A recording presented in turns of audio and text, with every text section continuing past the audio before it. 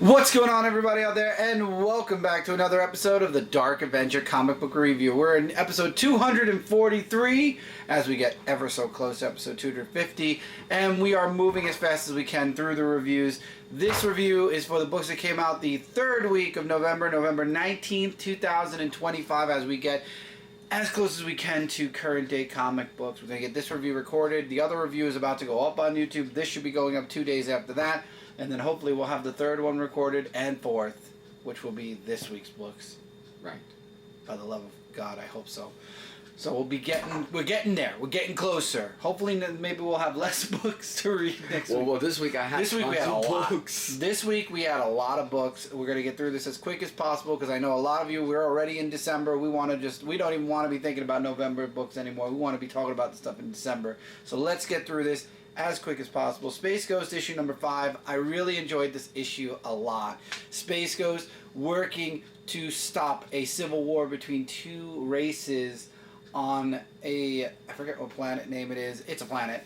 And unfortunately, Jace is stuck in the middle of this war. And Jan, I gotta say, I love how they took Jan and Jace and they made them into these badass kid characters. They're not like the old cartoon version where they were like always defenseless or whatever. They are kick-ass characters, and I love how there's a resolve because we find out that there is somebody on one of the sides that's playing the other side, kind of pushing for this civil war to keep going, and then eventually the destruction of the planet.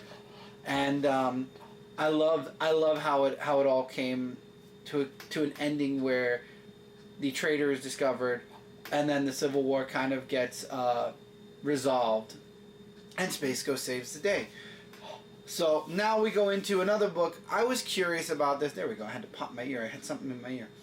Final Boss issue number 1. I was back and forth about whether I wanted to get this book or not, or read it. I should get it and read it. I don't know. For some reason, I decided this cover is actually what got me to finally decide to read it. It's by Tyler Kirkham. And I was like, okay, Tyler Kirkham. And I was like, okay, let's try it. I actually like this book a lot. This man is a wrestler. He is a for hire kind of person. And he gets involved in something by the end of this issue. We also find out that there's other connections at the beginning of the book. He used to be in the army. There was a connection there. And it involves a specific thing that he wears. And he gets to a point where he's now on a different job at the end of the book. He gets in this big tournament, and that's where his abilities might be showing up a bit. I love the artwork in the book. I like the story so far in the book. I'm glad I finally decided to try out issue number 1. Issue number 2 is already out. I believe it actually released this week as we're doing this review. I'm looking forward to issue number 2. I'm looking forward to reading it a lot. Hopefully I'll get to it sooner rather than later, and we'll be all caught up with our books. Right now, my brain is that I want to catch up, so I'm reading these books, and I'm trying to get these reviews out there. As a matter of fact, as we're doing this, I am already gearing up to read the third and the fourth and final week's worth of books for November, so we can get into this month and do this last week and then this week's books. So I know I'm talking about this a lot. It's all that's on my mind is trying to get these caught up before the new year. Alright, the Terminator Metal issue number 2. So this issue was a little bit more informative, and I had to read it twice to really understand what was going on in this book. But just to give like the short of it, it's basically Billy that's looking for his wife Hannah. That happened during this war that was going on, and we have the Terminators who are attacking civilization. So they're just trying to find a way of how to attack and get rid of these Terminators because they've been invading the world and they've been killing them one by one. So they try to find a plan of how to do so. However, at the end of the issue, Billy finds out that one of the Terminators, he was working for them, so that way they could spare and postpone killing his wife. Or someone that he loves, because, you know, he was tricking them saying, well, I don't know where my wife is, Hannah, this and that, where he does know. And then they said, and then Billy's like, how long do I have to work with you until you spare my wife's thing? And then I like the last word, as many as Skynet requires. To be continued. So, and the artwork in this book was a little bit okay, but the story, like I said, very informative and lots of stuff, but really interesting book. It has like all that twists and turns of what I like about the issue. Spawn issue 370, and the only book in the Spawn universe I'm going to be reviewing until at least we catch up. I would like to throw Scorched into the mix at some point, especially because Haunt's in there. Rat City's another book that I've been touching and going with, and then also Gunslinger. Y'all know I'm doing Gunslinger, so I'm doing Spawn and Gunslinger for now.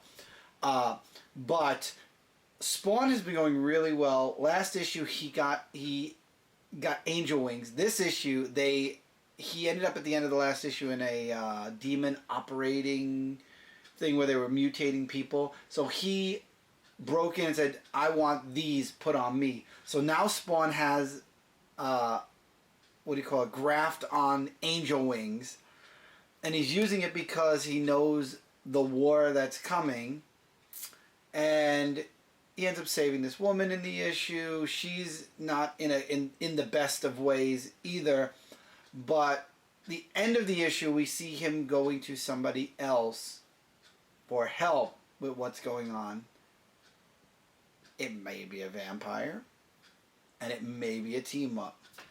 I'm looking forward to it. Spawn is a really interesting book. Again, it's one of those things where if you like Spawn, you'll be reading it. If you don't, you won't. I love Spawn. So I am definitely enjoying Spawn. I remember being very upset that we lost Al back in the 200s for so long, and then we got him back. Now we have Al back. He is not deformed anymore from the Hellfires. He is now the king of Hell so far, or the leader of Hell.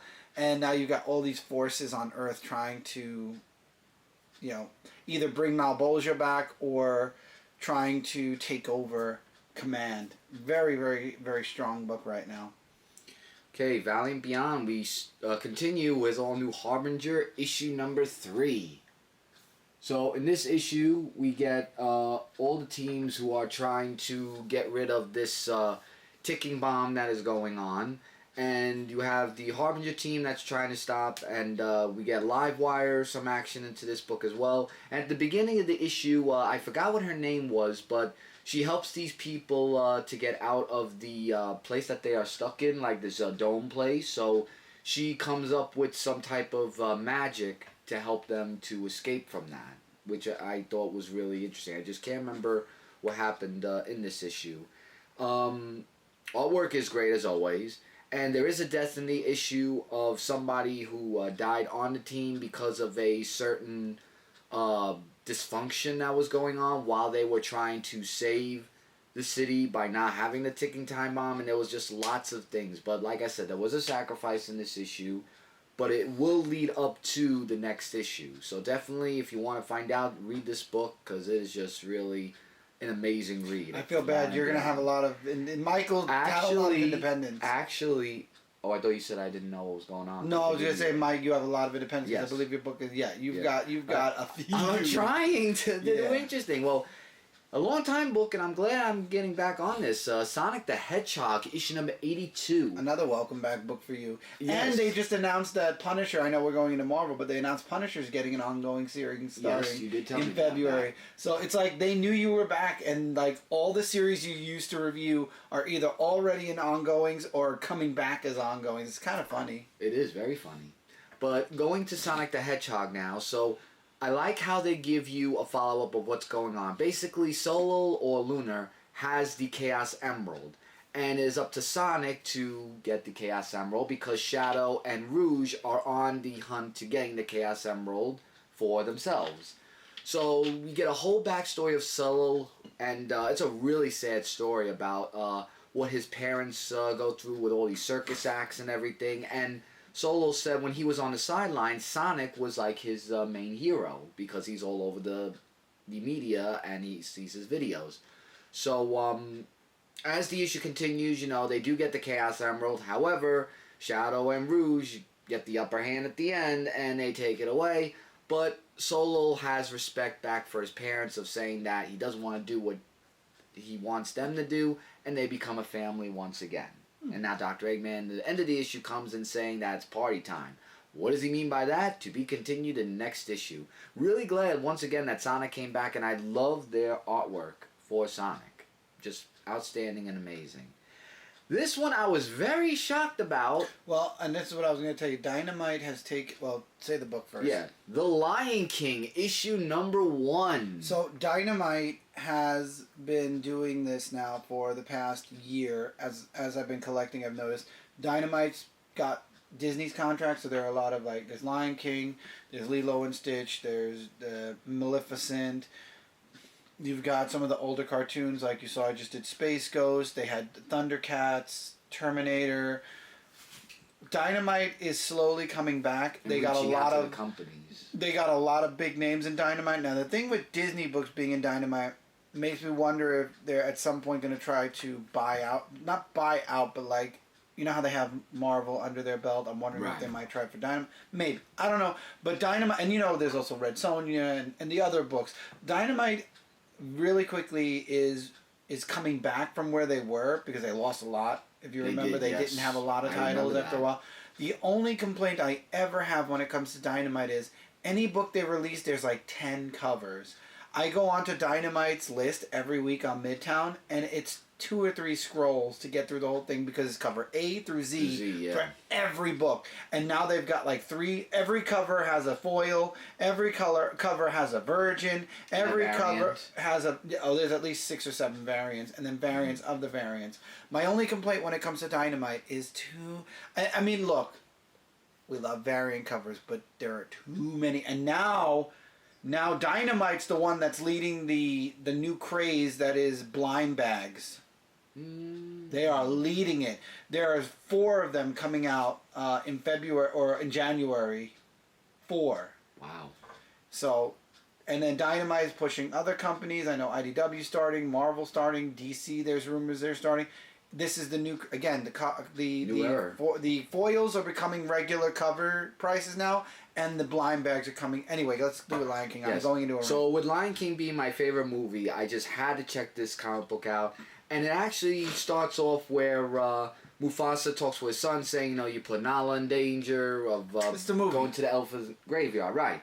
But what I like about is that they put that from the movie, but then they go towards the sidelines of what wasn't in the movie. So we have Mufasa with Zazu, who, of course, Zazu does all the morning reports, and they go to their hornbirds and flamingos, and they have their little bit of a funny thing going on and everything between them. Then we have the gopher who comes up and says that there are the zebras who are having a conversation with the leopards or the jaguars or whatever they were, and the jaguars were banished from the Pride Lands from Mufasa. And by the way, Mufasa is in this issue, and alive because it's before when he died. It was before he died, right? With that. So he goes to them, and then there's like this whole big thing that happens of ways like saying I banish you from there, and then there's one leader from there who comes out that wants to talk with Mufasa, and then it leads us off there, and then it ends with the issue where Simba and Nala have the gopher who comes up again and tells them that there's a loss of a baby elephant, and of course he wants to show that he's a brave lion, so they go on their mission, and that's what leads off to be continued. The artwork was spot on amazing, and I'm really just happy that comic book, this is like by far book of the week for me, right off the bat, that issue. Can't wait to see what happens in issue 2. Just want to see what happens to that. Okay. Yeah. Dream book. As you all know, I love TMNT. TMNT from issue 1 to 100, always number 1 spot. Then they went a little bit askew.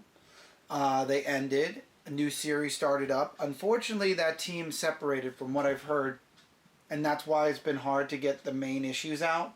That's why we haven't seen much of TMNT except for the side stories, Splinter, and Casey Jones. This is issue number 2. This one. First issue, someone goes missing. This issue, we learn about a mutant who hates being a mutant. So this takes place after what's gone on already with the mutant bomb that hit New York and whatnot. So there is a mutant that actually hates himself and all other mutants, so he hunts them. And he finds these people in this specific area of New York, and he abducts them and then puts them in this like sick, twisted hunt that no one knows about. Well, one of those people that goes missing is one of Casey's friends. And Casey ends up getting banged up in the first issue. This issue opens up with him in April's apartment, kind of stitching himself up. April gets scared, calls Raphael, which is why we see the cover we see. Casey's on the case to try to find his friend. Raph shows up and kind of puts a little bit of a kink in Casey's plans because he finds out, he gets a little information, he starts to team up with somebody who's not exactly the best. But Raphael shows up, and then Raphael gets himself in trouble. As always. And it ends with Casey coming face to face with that mutant that hates, that's doing all the hunting of other mutants. And now we're left off with seeing what happens next with Casey, because he's not happy that Casey's working with mutants because he hates mutants. So I'm looking forward to issue 3, and this was definitely one of my favorite. I love it. I love that Casey has his own book. We're going into Marvel Comics now. First, all new Spider-Gwen Ghost Spider issue number 4. Gwen chases after her boyfriend, who is now under the influence of her symbiote, or a symbiote, which she's calling, oh god, why can't I remember it? She came up with a new name for the symbiote, and it was like so out there too, and I can't remember. I'll remember for the next episode maybe. But she's chasing the symbiote. The symbiote's in the prison. The guards are pulling out because they're just going to nuke the entire prison because of the symbiote, and they think the symbiote's taking over all the prisoners in the entire prison. Spider-Gwen goes in with Flash.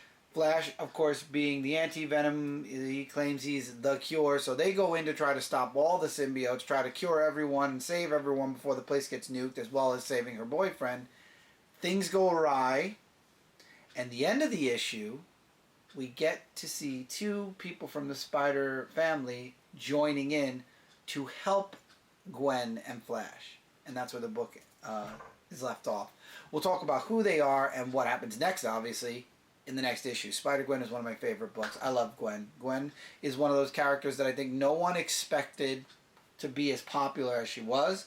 And that is why, to this day, we still have her. And she's actually in the 616. She's not even in her own universe anymore. She moved to the 616 just like Miles did.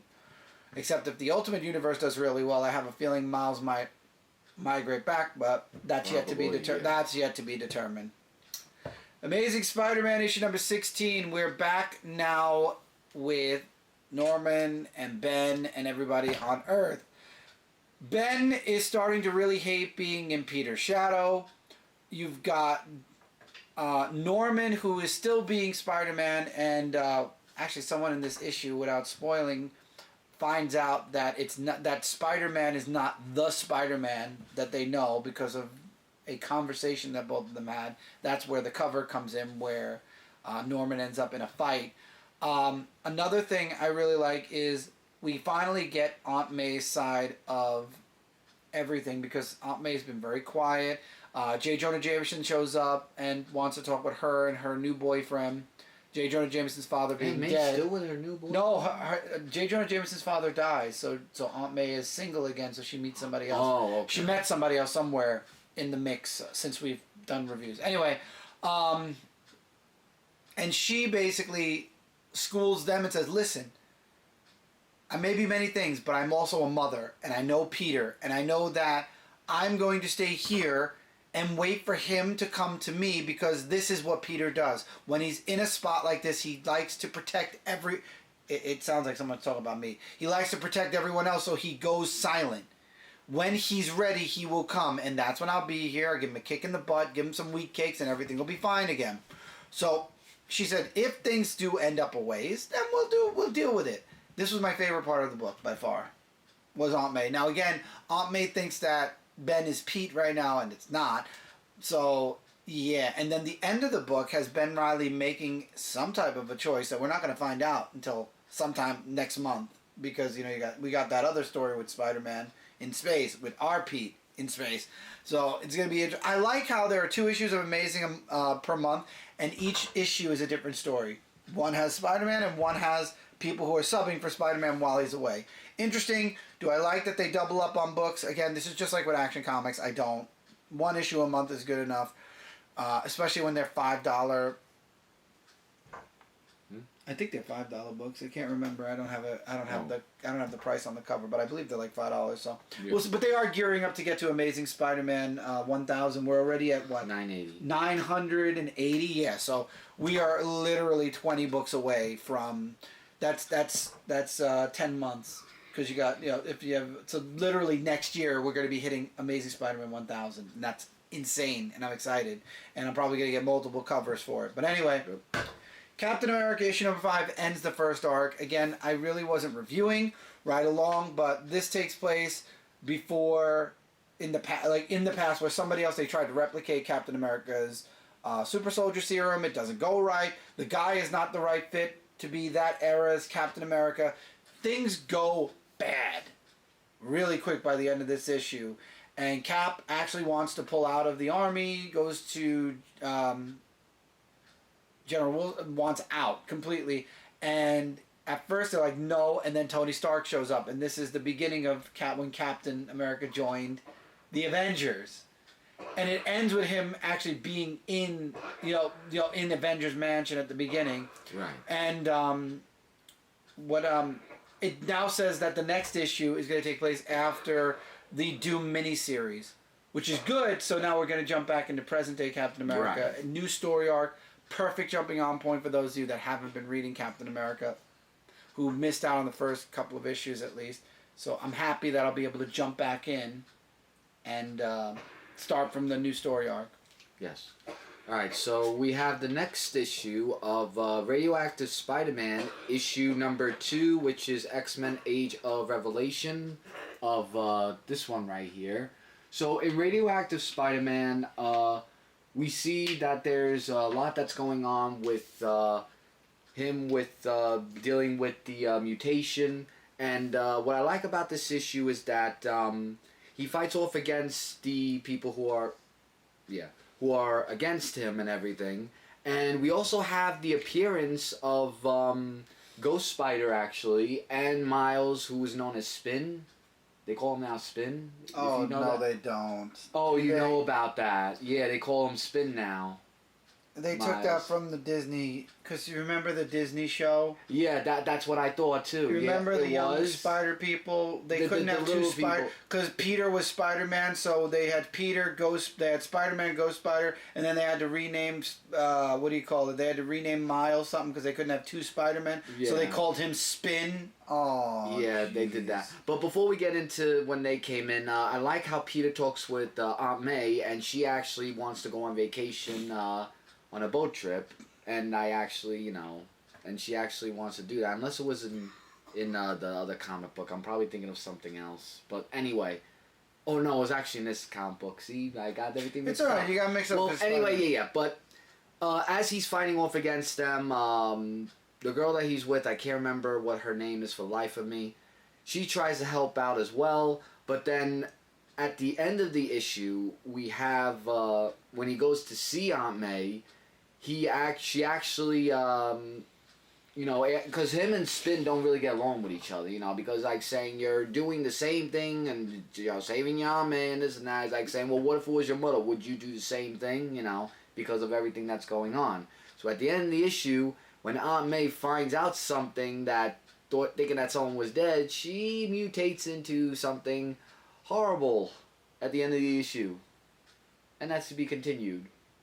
Oh my gosh. That was something I did not expect seeing, because it was just literally all over the place. But, yeah. Spider-Man Holiday Spectacular issue number 1. I had to look into this issue, and this issue actually covers both holidays of Christmas and Hanukkah, actually. Nice. Yeah, and in this issue, this is where he goes to see Aunt May, and she wanted to go on a trip to the Bahamas and everything, and she says to him, I know that we spend holidays together, and Peter says, you should go out and you should, be alone with yourself, to have a good time, instead of just being cramped up in the house. So he celebrates with the Fantastic Four and with the rest of them who are celebrating Hanukkah, while the other people are celebrating Christmas and everything. It really hit home, though, because of the holidays, because we love to celebrate the holiday, and it was just really a great issue in this comic book, and it was just, Because in the end, though, the boat trip wound up to be canceled and postponed, so they actually celebrate Peter and Aunt May together for the holidays, and it was just really amazing issue. This was also the second best book of the week, which was that one. So that's it. I only have 2 best books of the week. Really great issue. And now we move into DC Comics, and yes. I think it's Mike's only book for DC. Justice League Red, issue number 4. Even though it says Dead on there, that's because Dead Man's in this issue. And to be honest with you, he only appears in 2 pages in this issue. But it talks about Black Canary talking with Red Tornado because both Cyborg and Green Lantern say Black Canary from these group of people. So Red Tornado's trying to keep Black Canary up to date and understands that she's been through a lot of things of why she's thinking this way. Supergirl's really up Red Tornado's behind with always saying, like, you lied to us and we need to know why you lied to us about this whole thing. And he does admit the truth that he did lie to them because he doesn't remember what it's like to be a friend to people. You know, because he's dead, Red Tornado. He's just like a little hologram. So, they have their talk with each other, and they go off to Kardishna. Or, do you know what it's called?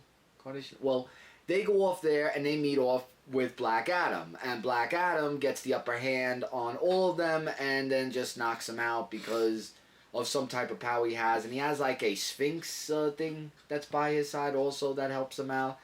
But yeah, really powerful issue. Definitely looking forward to the next issue as they're actually bringing Black Adam into action instead of just seeing him on last page to be continued. So I really like how they brought him in. Really great issue. Nightwing issue 132. This issue had a twist in it, man. Oh God. By the time you get to the end of it, you're getting this story of the character, I forgot her name, on the cover. And, you know, you think he's going to end up fighting her, you know, because Nightwing, Dick is not in a good headspace right now. His apprentice is in critical condition. More kids are going missing. He knows who's involved, and he knows that she knows because she's working with him. He goes to where she is. They get into a fight. I'm not even talking about the twist that happened in that fight, in this issue at least. When we get to the next one, maybe. But it's so twisted. By the end of the issue, it makes it look like Nightwing did something he didn't do. Oh. And it's a major twist. And not just that, but you're getting her backstory and what happened to her growing up. So wait, it just came into his head that he just did something, or is there No, it's something that happens. There's somebody behind the scenes that that's invisible to the naked eye right now. Oh, so This story is crazy good so far. I can't wait for the next issue, but it's left off with Nightwing facing off against them. And like I said, the world thinks Nightwing did something now that he didn't do. And it's going to be interesting to see where things go next. Yes, Nightwing is a freaking amazing book. Absolute Flash, issue number 9. We're back now with Wally. Wally ends up teaming with the Rogues, who actually have a traitor on their team working with Dr. Thawne, who wants to get Wally back because she wants to finish her grandfather or her father's work. And Barry went missing into the Speed Force machine thing that she has. So she has Wally's father prisoner, and Wally wants to go in with the Rogues to save him, but it turns out that one of the Rogues is, like I said, a turncoat and ends up trying to imprison Wally. That doesn't happen. Grodd apparently is this little monkey in the Absolute Universe that's one of Wally's friends, and he's able to protect them when the betrayal happens. And now they are stuck in the facility. And there's something going on with Wally, too. And it involves the Speed Force a bit. There's a bit of a twist at the end of the book that involves that. And I'm really looking forward to seeing where this twist goes with Wally. Absolute Flash, another excellent book. I think the only books that I don't have a connection with right now in the Ultimate... It basically is. Yeah. In the Absolute Universe are Wonder Woman, and that's just because I never really felt a connection with Wonder Woman. Even though she's Wonder Woman from hell, it still doesn't work for me when it comes to Wonder Woman. And Martian Manhunter. However, I still collect the books so that I have the full absolute The run. Once things get out of hand where there's like 30 absolute books, then I'll probably end up starting to cut the fat. But at least I was there for the Trinity, and then now we've got Flash and Green Lantern and Martian Manhunter, which was supposed to be a miniseries, and now somehow is an ongoing series. It's going to probably end at issue 12 anyway. I'm telling you, watch. Batman Superman World's Finest, issue number 45. Lex Luthor, Joker team up because they have to, because Joker ends up using a machine that turns Lex into a ghost, and until Lex helps him, he's not going to... It makes him basically intangible, so anything he touches, he goes through. So Lex is forced to team up with the Joker to get a certain item that is a fusion item. And Batman teams up with Superman, obviously, to stop them. A lot of crazy stuff happens in the middle.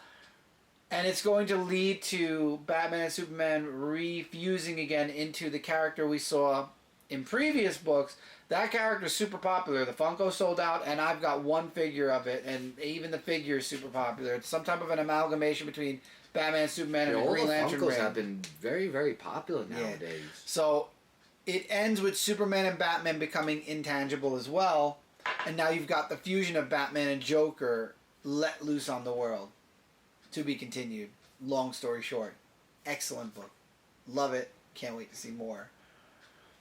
Superman Unlimited issue number 7. This one focuses on John.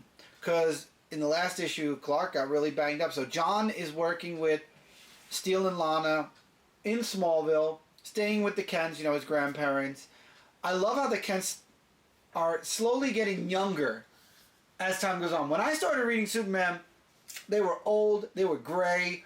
They were at that point in their life where at this moment in time, I would say 20 years or 30 years later almost, they'd be dead. But I mean, somehow they got the fountain of youth and they're younger. But anyway, John ends up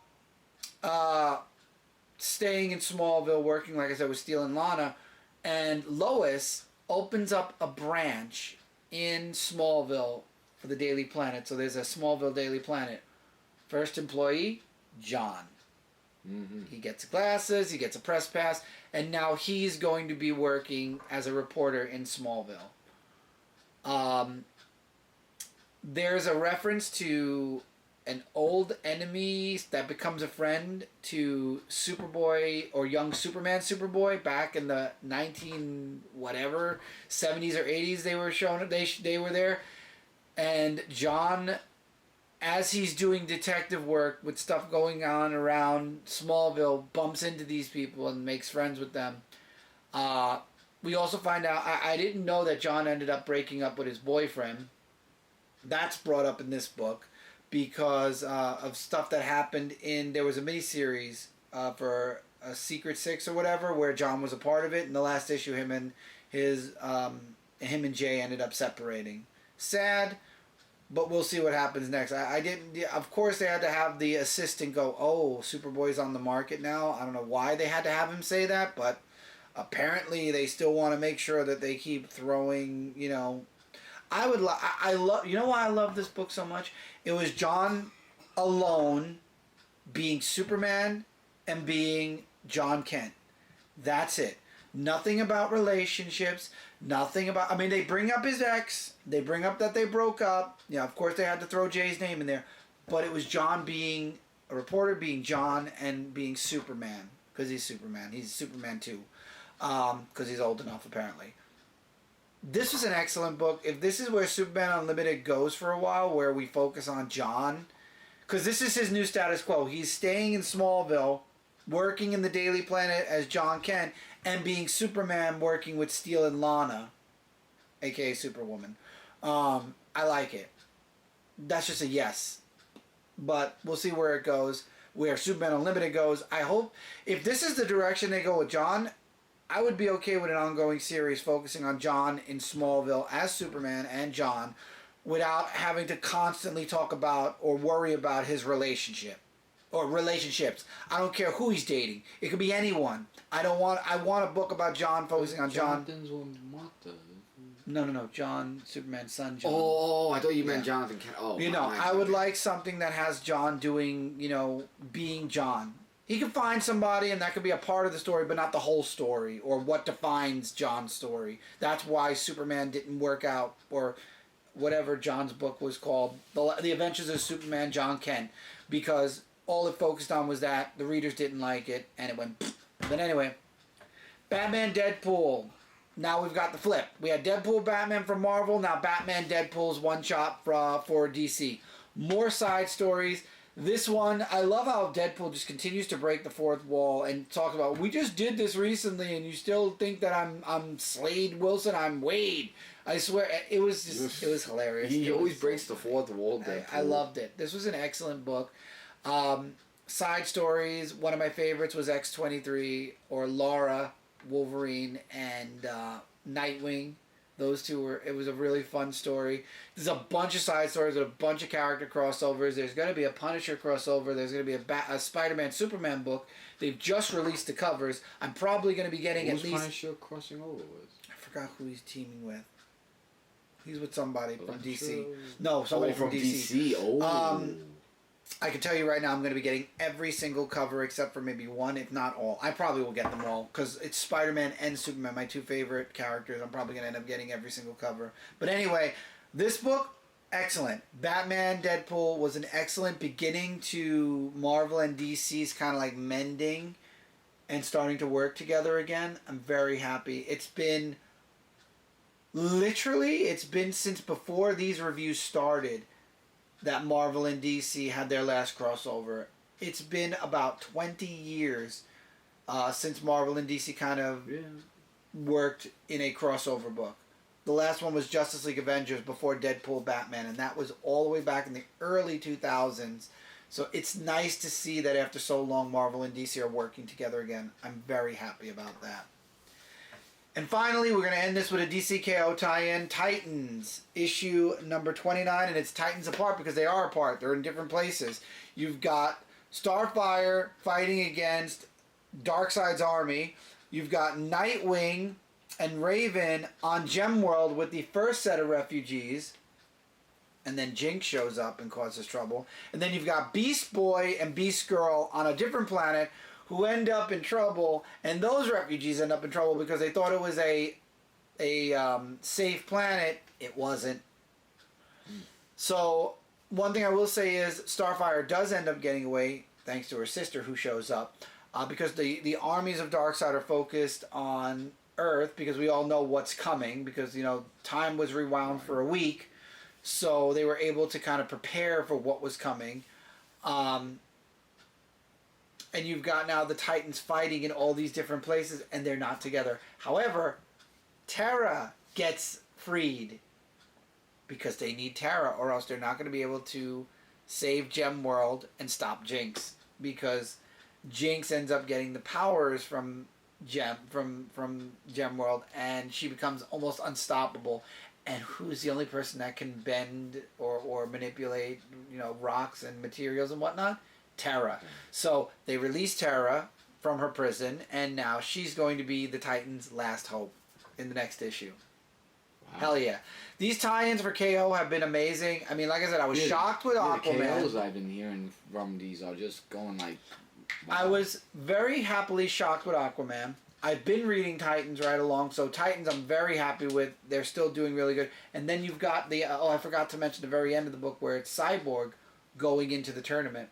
Because Cyborg is with the Justice League, and he's fighting in the tournament. So the next issue is probably going to either focus on him or what's happening with the Titans. But yeah, Cyborg is in the tournament, technically speaking. Well, they're all in the tournament. No. Basically. No, Cyborg is. The Titans are evacuating Earth. No, I'm talking about certain superheroes. Yes, but the Titans aren't. Yeah, but Titans, of course, yeah. And with that, that's it for this review, everybody. I hope to be back in front of this camera soon doing the next and final week of November so we can get into December and we can catch up in time before the last Wednesday of the month. I believe we have 4 Wednesdays this month and we just passed the second. So the goal is to get the last week of January and these next 2 weeks of December covered. January, you mean November? Not November, and then getting into December and covering these 3 weeks before January. Before January, yes. Right. That's the goal at least. And if we can at least catch up to being a week behind, I'll be happy with that because then we could just, really go hardcore 2 weeks with 2 weeks worth of books. Maybe I don't know. We'll get there when we get there. Till next time, everybody. Thank you so much for watching. Take care. Keep reading. Keep collecting, and we will see all of you really soon in the next episode. Bye, everyone.